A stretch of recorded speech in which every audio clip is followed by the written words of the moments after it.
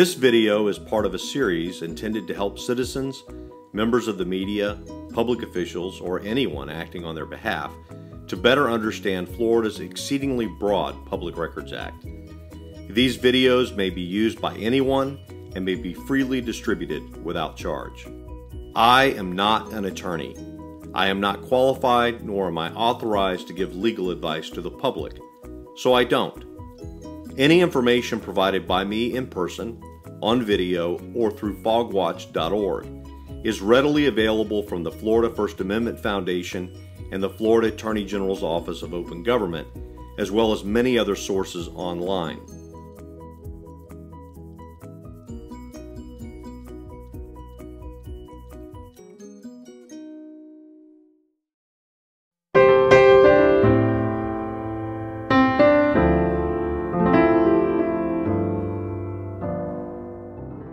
In 1984, a newspaper reporter for the Tribune Company sought access to the personnel files of 3 Tampa police officers that were involved with a shooting and death of a suspect. The Tampa Police Department imposed a 7-day automatic delay, purportedly to allow those 3 police officers time to review their own personnel files. On appeal, the Florida Supreme Court held that no automatic delay is permitted, that the sole purpose of custodial supervision is to protect the records from alteration, damage, or destruction, that the only delay contemplated by the Public Records Act is the time necessary to retrieve a record and review and excise exempt information. An automatic delay, no matter how short, impermissibly interferes with the public's right, restrained only by the physical problems involved in retrieving the records and protecting them. That the legislature has placed the books on the table. Only it has the power to alter that situation, and that the only delay permitted by the Act is the limited, reasonable amount of time allowed the custodian to retrieve the records and delete those portions of the record the custodian asserts are exempt. In 1985, a local radio station, WMNF-FM, filed suit to compel the Tampa Police Department to allow access to certain public records. The Tampa Police Department asserted that the records were exempt from disclosure pursuant to specific statutory exemptions relating to an ongoing criminal investigation. The radio station demanded an in-camera inspection of the records, whereupon the court determined that in fact some records were exempt, while other records were not exempt. The court ordered that the non-exempt records be disgorged. On appeal, the 2nd DCA found that the legislative objective underlying the creation of Chapter 119 was to ensure that the people of Florida have the right freely to gain access to governmental records. The purpose of such inquiry is immaterial. The court further opined the breadth of such right is virtually unfettered, save for the statutory exemptions designed to achieve a balance between an informed public and the ability of the government to maintain secrecy in the public interest. The exclusive technique adopted by the legislature for the accomplishment of the Act's purposes is judicial intervention. In 1985, when Leroy Douglas sought access to personnel files in the custody of the Monroe Regional Medical Center, Dyer Michelle, the hospital's administrator, denied access. Subsequently, Michelle sought judicial intervention to prevent the disclosure of the personnel files.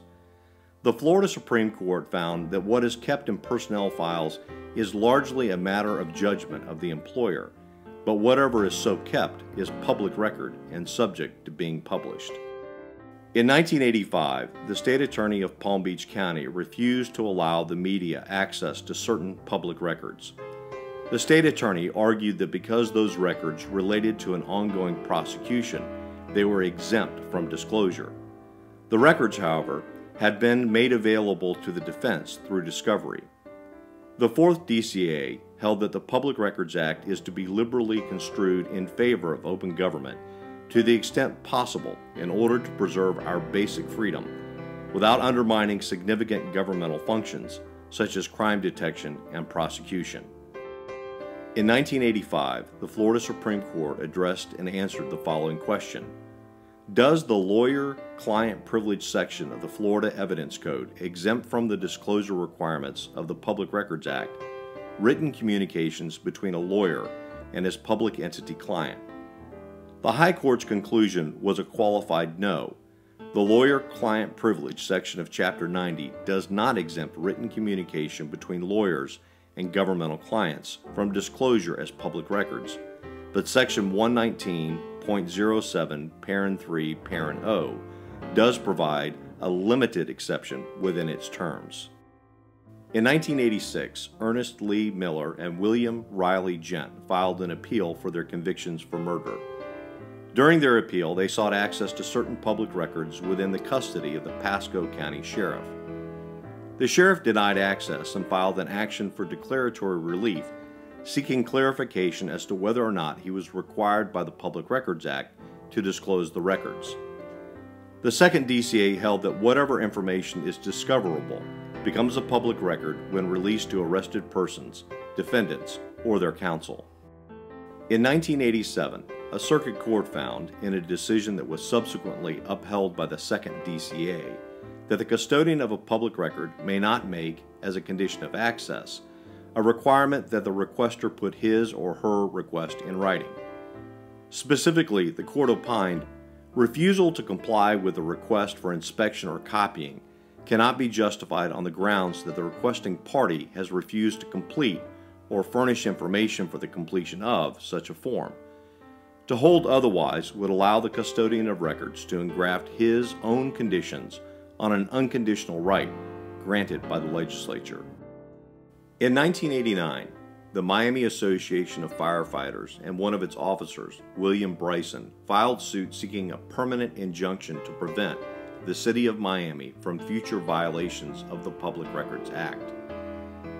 The trial court granted the injunction, and the City of Miami and its Director of Internal Audits, Hattie Daniels, appealed.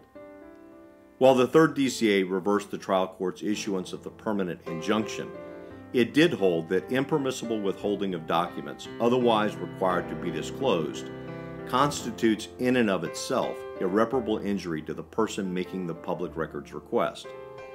Since the purpose of Chapter 119 is to afford disclosure of information without delay to any member of the public, non-disclosure prevents access to the information and is an injury not ordinarily compensable in damages.